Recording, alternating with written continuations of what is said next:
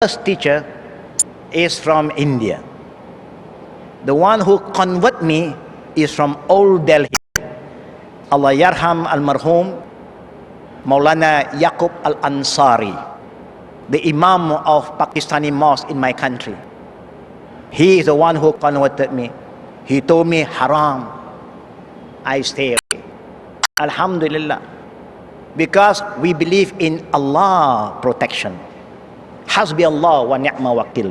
You want to make tawakkal, tawakkal to Allah. Iyyaka na'budu wa iyyaka nasta'in. We have been reciting every day, Iyyaka na'budu wa iyyaka nasta'in. Oh Allah, to you only, only to you I worship. Not I, we worship. And only to you we ask help. Anything spiritual, ask Allah to protect you. Call upon Allah. Udu'uni astajibu lakum. Call me, I respond. Don't call the ghostbuster. Sometimes in our country we have a group of ghostbusters. You want to chase any ghost in your house, call this group. How much? Very cheap. Maybe $300 per session. Because it's group, it's jama'ah. You got to spend more money. You don't have to do that. Recite Al-Baqarah. Any place that you feel there is something is going on, recite Al-Baqarah. Inshallah. The Prophet said, any house that there is a recitation of Al-Baqarah, the shaitan will not stay there. The shaitan will leave. Because he don't like to live in a house where there is Al-Quran being recited. As important, I have some students who call me, Ustaz, please come to my house. There's a lot of bad, evil spirit. I said, please, if I come to your house, I can recite, but you must recite. I'm not staying in that house. You must recite. So after 1 week, they call me again. They said, we have recited, but the shaitan getting stronger. I said, Na'udzubillah, you recite Al-Baqarah, the shaitan gets stronger. Something is wrong. Tell me, how do you recite Al-Baqarah? We invite the Imam of Haramain to come and recite Al-Baqarah. We invite Abdul Rahman Sudais to come and recite Al-Baqarah. Wow, I say, you don't inform me you recite the great Imam. Yes, but in a CD, tape recorder. You put a CD of Al-Baqarah from Abdul Rahman Sudais. I said the shaitan will not disturb the CD. The shaitan will not destroy the DVD.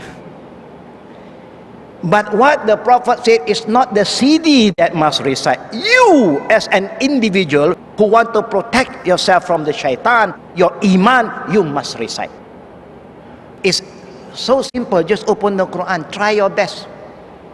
Allah is going to bless you, brother. Please, you open a shop. You feel the shop is not been blessed. Recite Al-Baqarah.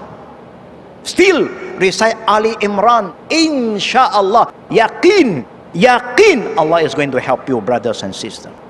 And the Prophet ﷺ also remind us how to take care of our iman, how to safeguard our iman, because iman is something very, very important.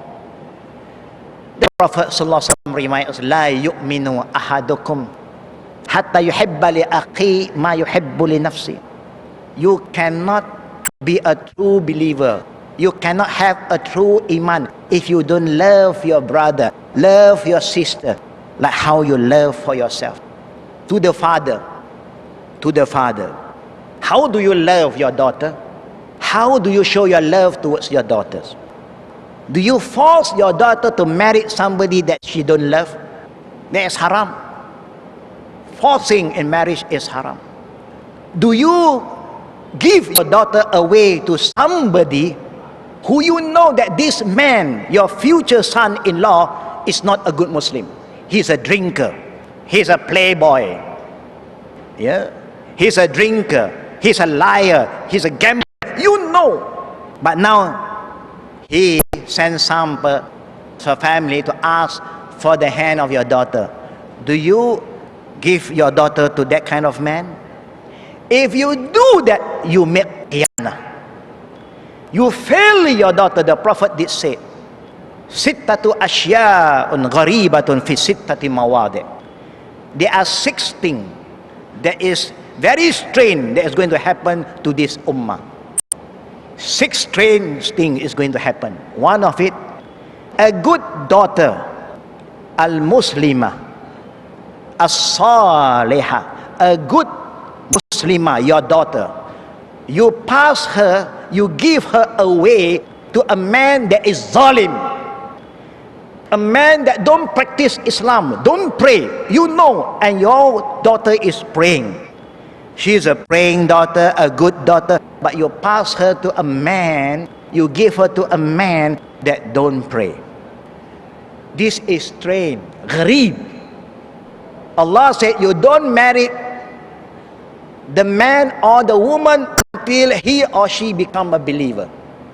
To save her iman, to save her future, to save the coming generation, make sure that you match people who have the right iman.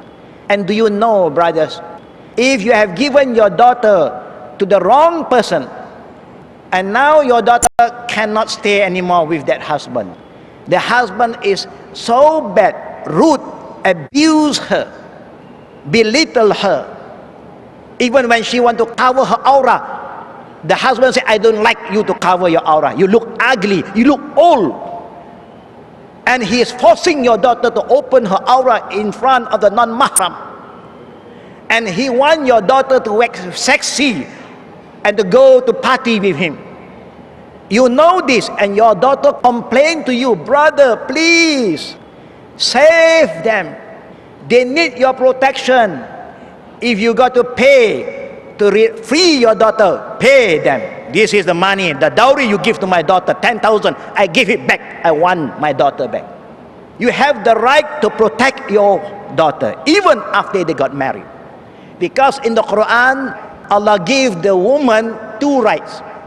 One is fasaq, the second is shiqaq.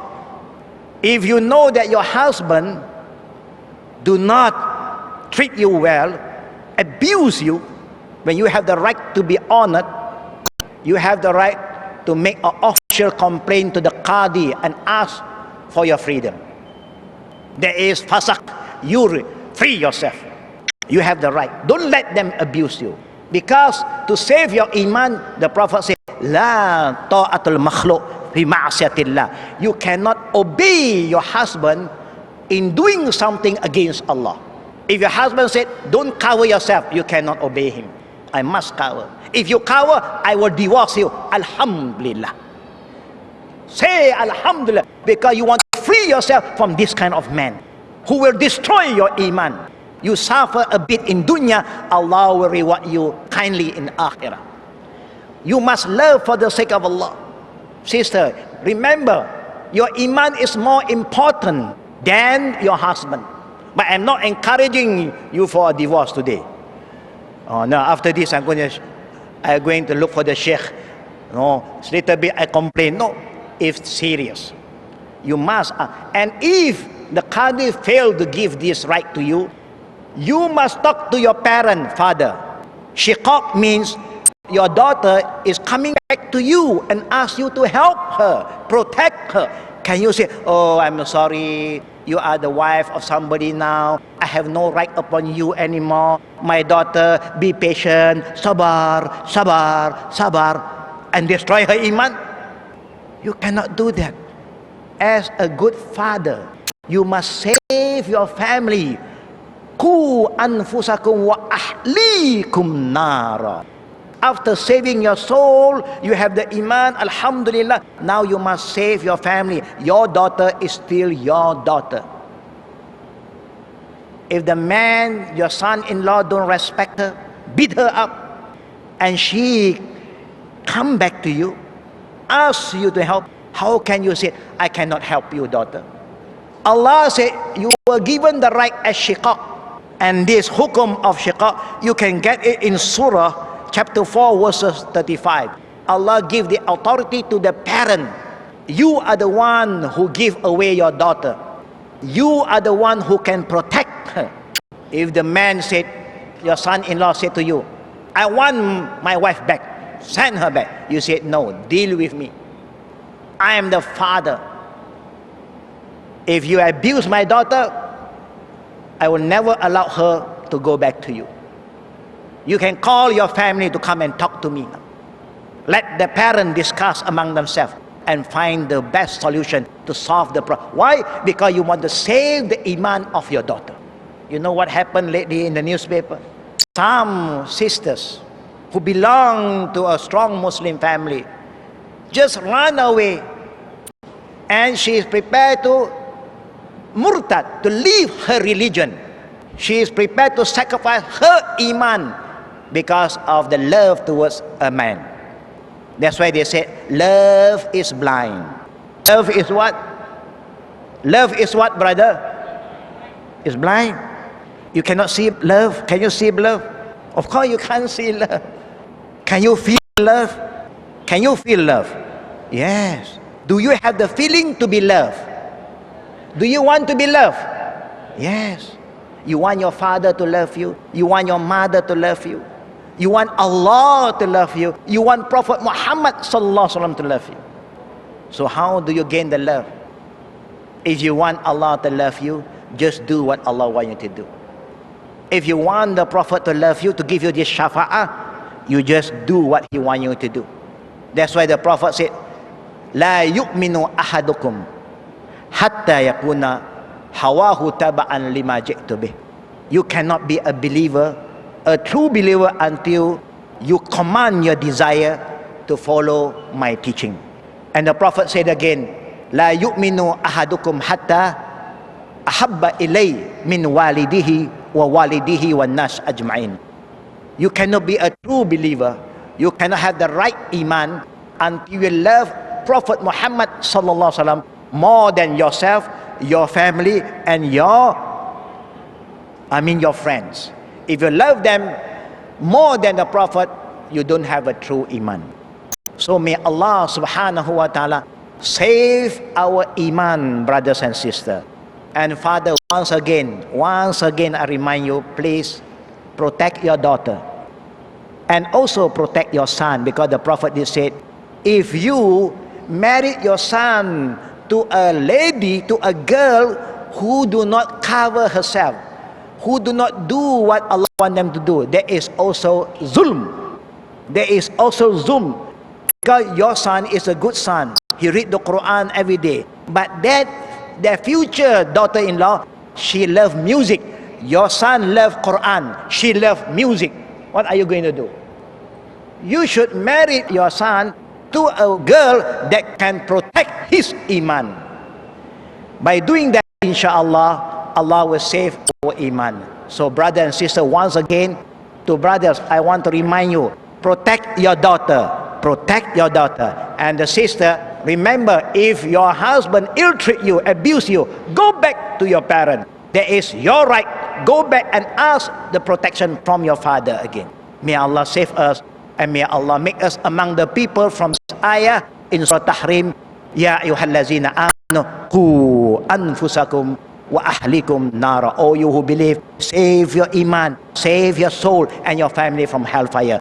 May Allah bless us. Amin ya rabbil alamin. Subhanakallahumma bihamdik, asyhadu an la ilaha illa anta, astaghfiruka wa atubu ilaik. Assalamualaikum warahmatullahi wabarakatuh. Jazakallah khair, Shaykh. MashaAllah, Hussain Yee, a wonderful talk there.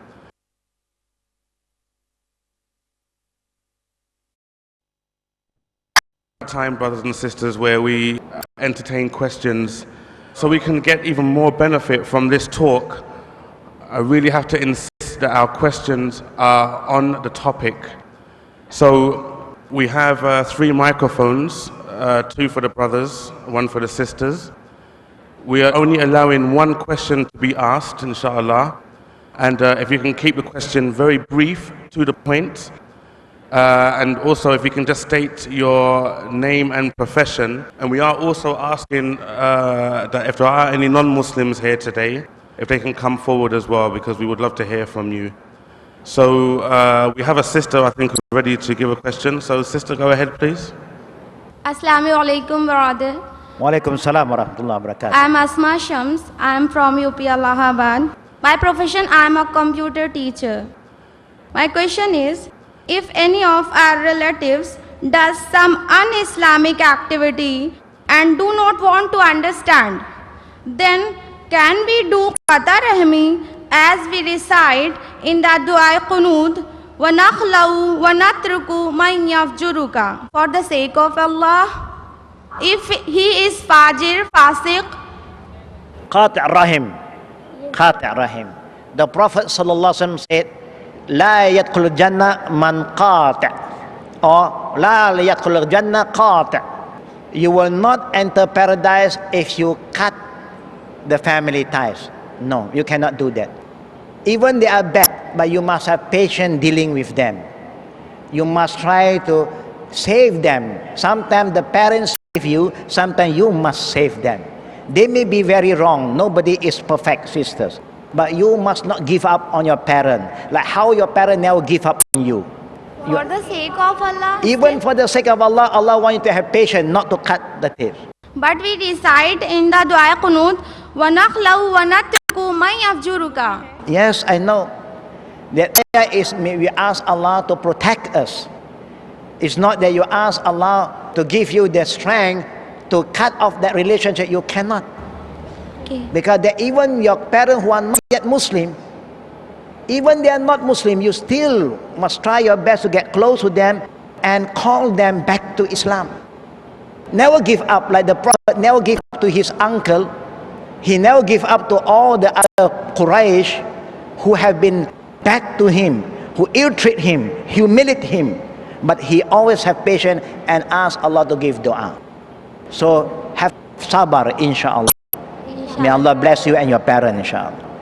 Brother in the front there, please. My name is Santosh. I am from Karnataka. My question is, in Quran, eating blood is haram. But when Muslim people go to hospital, they are transfusion taking blood. How they save their imam? Hayakallah. Alhamdulillah. Now the brother is asking, in the Quran said, Innama harma alaykumul maytata wa dama. Allah haram dead meat and also blood. And the brother is saying, how about when we go to the hospital, we need some blood transfusion. Yeah, because that is not food. We are not drinking, we are not eating. It's something to do with health that you need. You need to go through, that is darura. When the doctor confirms you need that, then you can have it. There's nothing wrong. But of course, if the doctor said, no, you got to drink blood,